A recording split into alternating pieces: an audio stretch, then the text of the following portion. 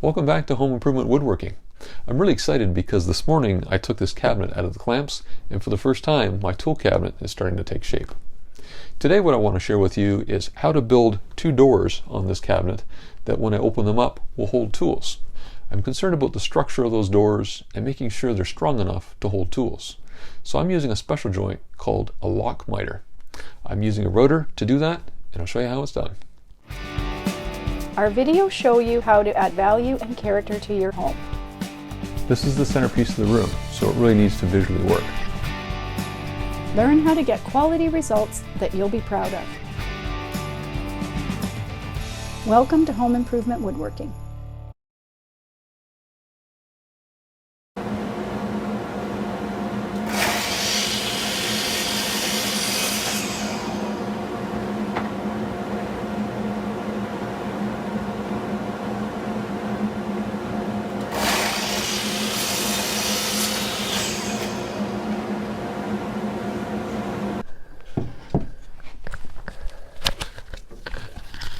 Now the cool thing about this miter locking joint is that you cut your dimensions to full length. So the full height of my doors is the length of these boards, the full width of my doors is these boards. And when that miter comes together, you've got the perfectly dimensioned door. So with these set, what I need to do now is set up the router to make sure I can cut the joinery perfect the first time.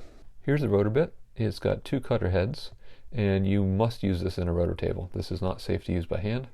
The first thing I need to do is set the height of it, and there's a couple test cuts I need to do, and then once the height is set, then I can set my fence to the right distance. And once that's all set, I can cut all my pieces.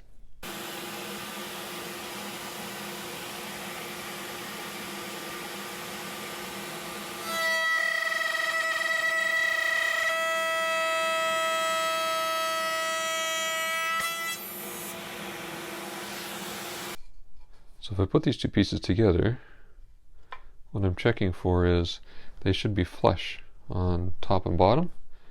So this is telling me I need to raise the blade a little bit. So I raise the blade half the distance of this gap here, and it should be flush. And here, when I lock this one in here, what that does, I've got it perfectly lined up on both sides. So that's the first step. I've got the right height set now. I need to work on the fence depth, and then I'm ready to go.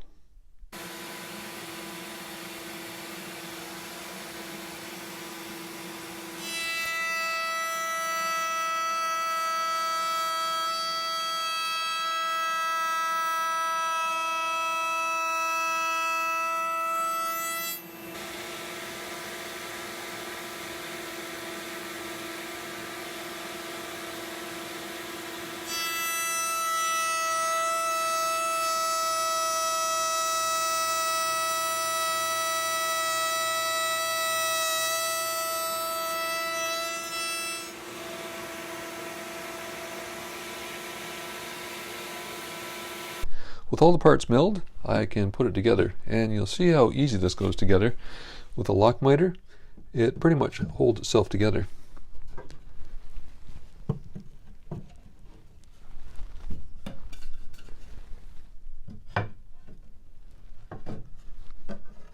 So that's it. There's the door. It moves a little bit, which is fine. What I'm going to do is put a panel in here, and I'm going to use 1/2" maple. And that way I've got some screwing surface if I need that on the inside, and it gives me a good solid door. So these are going to be rock solid once I put them together. The next step is putting the dado in and then cutting the panel.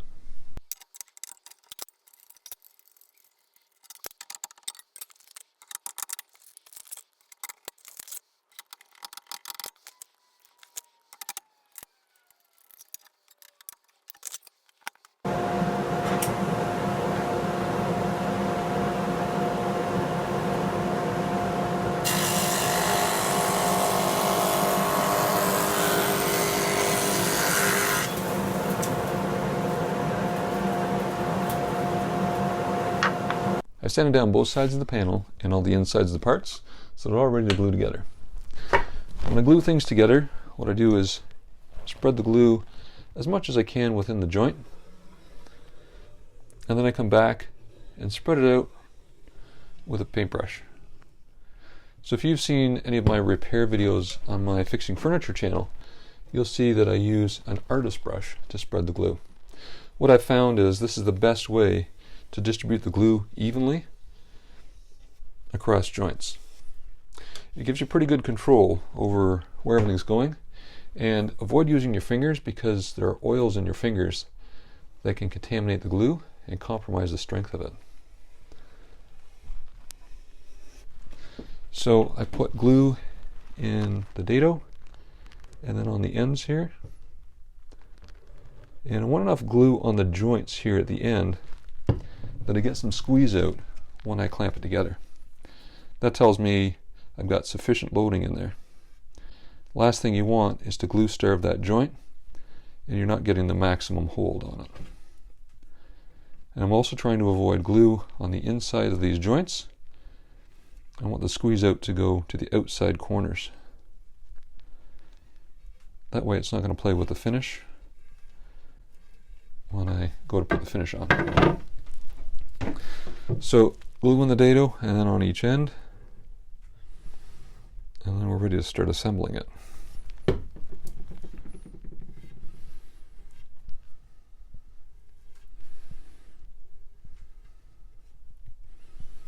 Okay, so we're going to start by putting the panel in first, and there's a good side and a back side to it. So here I've got the panel set up so I've got cathedrals going this way, and this side is just rotary cut. So I want the cathedrals on the outside of the panel.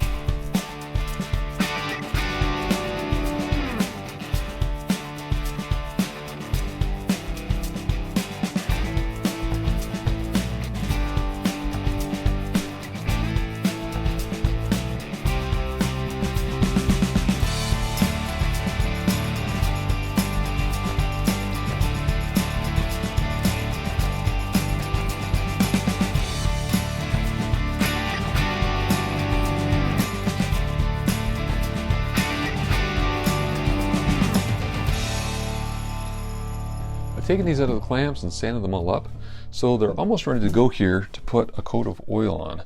I'm going to finish these with linseed oil, and I've debated about what finish to put on top of that. I'm thinking maybe a wipe-on poly. My furniture finisher advised me that shellac over time will end up getting soft, so it isn't something where you've got a lifetime piece of furniture you really want to use. So I haven't quite decided, but I'm going to go with linseed oil as the base anyway, so I'm going to do that.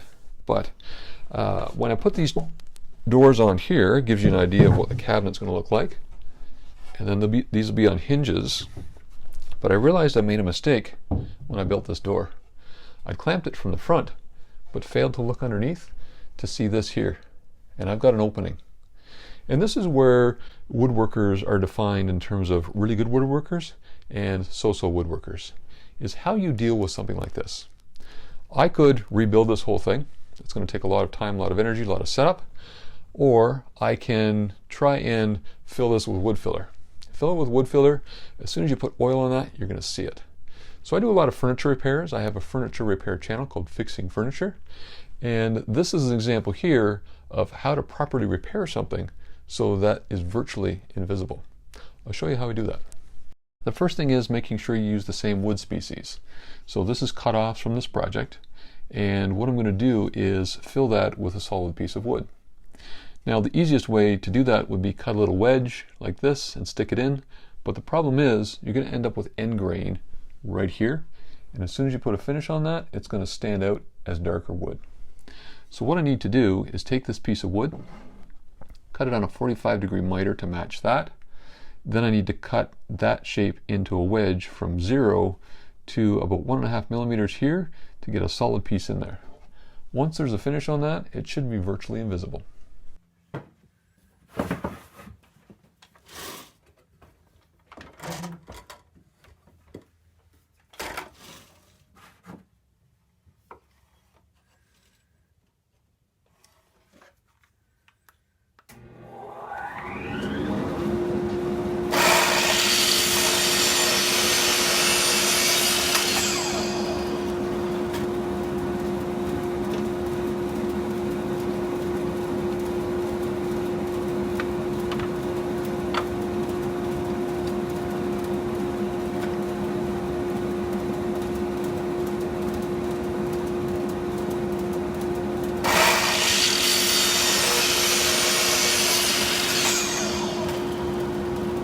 The wedge is a little bit too thick here. It's bottoming out here and it's not giving me a tight joint at the front.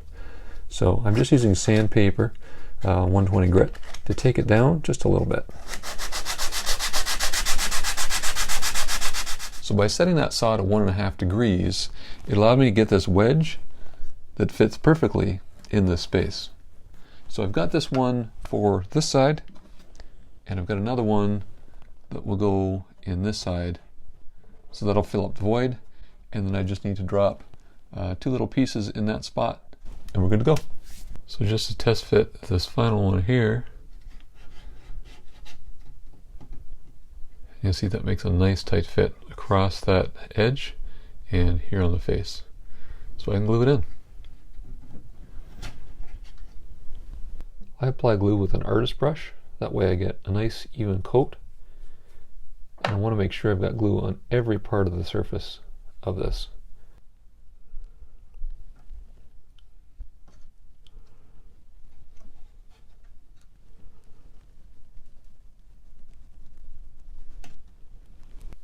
The glue is now dry, so I'm going to just trim it up with a flesh saw and then hit it with a sander.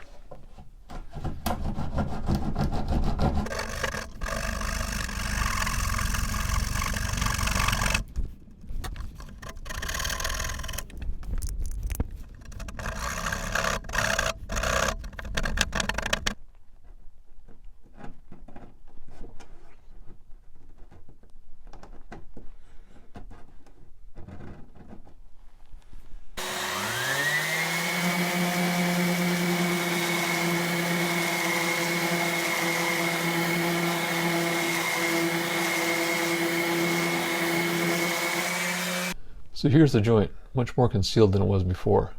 Not quite happy with these 2 dark spots here, but I'll see what I can do with the finish to disguise that. So I've now got 2 fully functional doors, and the next step is for me to put the finish on. I'm going to show that to you in the next video. I'm using linseed oil, and this is an oil that adds a real richness in color. This is cherry without linseed oil, and this is cherry with it. So putting it on is actually quite fun to watch, seeing that transformation as it goes on. And I've also got a piece here. This is maple without the finish, and this is maple with the finish. Adds a little more richness to it. In the next video, I'm also going to attach the hinges on these doors and mount it up on this wall so we can actually see how this operates. I hope you enjoyed this video. If you haven't subscribed yet, click on the icon over here and click on the bell icon to get notified every time we release a video. Until next time, enjoy your time in the workshop.